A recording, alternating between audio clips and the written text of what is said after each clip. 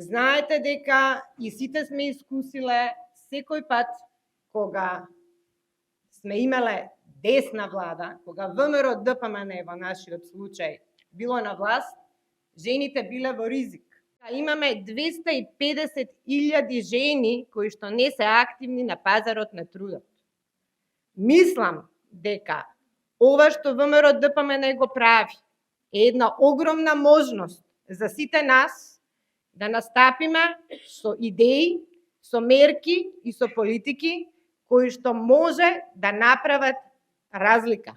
Јас би сакала да ве повикам сите вас да го дадете вашиот придонес за тоа кои се оние мерки и политики кои што може да се имплементираат на локално ниво, а кои што ќе бидат со аспект на женските права, слободи, на женската реафирмација и улогата на жените во општеството генерално. Жените